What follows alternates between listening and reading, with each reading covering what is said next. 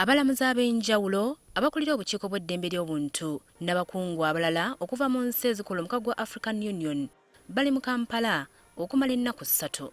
Twagala kulaba nti amakooti ag'enjawulo gakola ki kye gasobola okugatta ku mulamwa ogw'eddembe ly'obuntu, nti ebitongole ebirala weebiri naye kooti nazo zirina omulimu munene gwe zisobola okukola.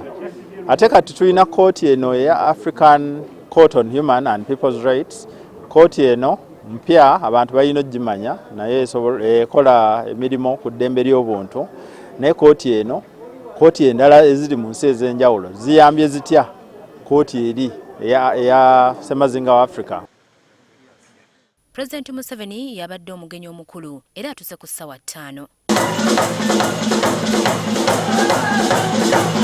Aboogezi ab'enjawulo boogedde ku ddembe ly'obuntu mu mawanga ga African Union ng'abalala beebazizza Uganda okubudamya ababundabunda. Because of the challenges facing us, our solidarity must not only be brokered by illegal exchanges, it must also be human. For his hospitality to refugees and internally displaced persons. Ng'ayogera ku ddembe ly'obuntu, Museveni agamba Africa eyawukana ku mawanga g'abazungu. Museveni awadde ekyokulabirako eky'ebibonerezo ebiweebwa abatta bannaabwe. N'ategeeza ng'okubasiba amayisa mu Africa bwe kitasobola kumalawo ttemu nga kyetaaga okubawanika kalabba kuba embeera y'ekkomera esinga embeera eri mu maka gaabwe. When you send this Ugandan, the unemployed Ugandan who was taking drugs somewhere,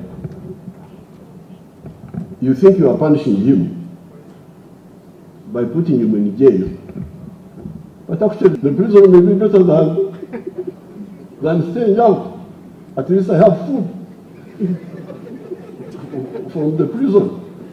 So let the hairstyle of the head depend upon the shape of the head.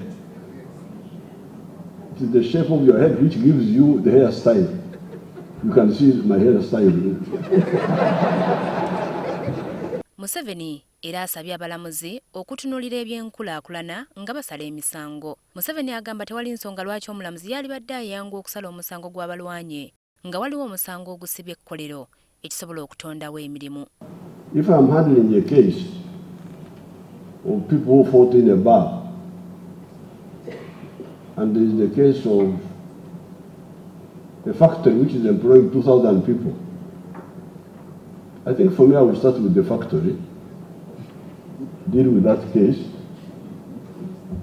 and the people who fought in the bar can wait a bit, because by not delaying the factory, I'm actually creating money for the producing goods for the economy, generating revenue for the government. Ono era akkaatirizza eky'okwegatta Africa bw'eba yakkulaakulana mu byenfuna. Prosperity will only come to Africa through economic and, where possible, political integration. Olunaku lw'enkya abalamuzi baakutunuulira ensonga nga obutujju, eddembe ly'ababundabunda ssaako n'emisango gy'ebyokulonda.